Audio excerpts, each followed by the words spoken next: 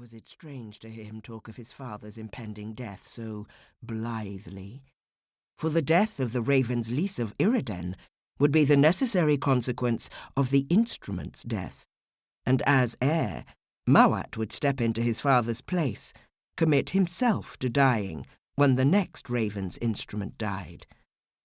Mawat's father's rule as raven's Lease had fallen less harshly on the common people of Iraden than it might have, which wasn't to say he'd been particularly generous, or the peasantry noticeably happy during his tenure.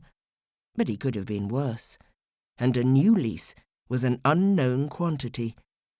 Accordingly, the people of Iraden generally spoke of Mawat's father only to wish him long life. "You're young enough for that to have been as long as you've been alive." You both rode for a while in silence. Sheep-dotted fields to either side of the road. 2 ravens high above, swooping and soaring, black shapes in the blue of the sky. Mawat frowning as you rode, until finally he said, "Eyolo." You looked at him, your expression wary. "My lord?" I promised I wouldn't pry, but when I'm Lease, I'll be able to ask for things. I mean, anyone can, but there's always a question of whether or not the raven will listen, and there's always a price. The raven will at least hear me out, and my price is already paid, or it will be. I can ask for some extra favors. The raven is a powerful god. He could make it so you could..." He gestured vaguely. "So you could be who you are." "I already am who I am," you snapped. "My lord." And after a few moments of silence, "That's not why I'm here." "No, it's not," replied Mawat, affronted. And then, recollecting himself, "You're here because that's not why you're here." He gave an apologetic smile. "And also because I ordered you out of bed and into the saddle, and you've ridden 3 days without complaining, even though you're not much of a rider, and I know you must be sore by now." After a while you said, "I don't know if that's something I want." "No?" asked Mawat with surprise.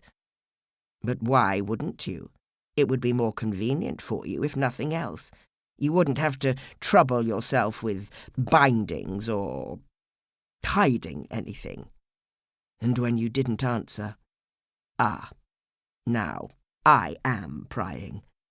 "Yes, my lord," you said, voice tense, despite the mildness of your tone. Mawat laughed. "I'll stop then. But if you decide, well..." "Yes, my lord," you replied again, still tense. You rode the rest of the way to Vastai, in silence. Vastai is small compared to cities like Kaibul, source of the silk in Mawat's cloak, or far-off Ferrete, that possibly no one in Iraden has even heard of, or Jula for that matter, that wide conquering city in the warm and arid south. Compared to these cities, compared even to Ardvustia across the strait, Vastai is no more than a town. You rode behind Mawat, through the narrow stone-paved streets of Vastai, people in homespun dull greens and browns, and even 1 or 2 in brighter, finer clothing, cleared out of your way, pressed themselves against the yellow limestone walls without a word, looking down at their feet. You would have no cause to realize this, but the streets of the town were far more empty than they ought to have been, given the unseasonably warm, sunny day, given boats in the harbour. Mawat didn't seem to notice.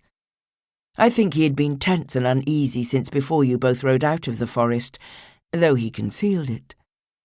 Now I thought his mood sharpened, his thoughts bent inexorably to his double-edged purpose in coming here, to see his father die.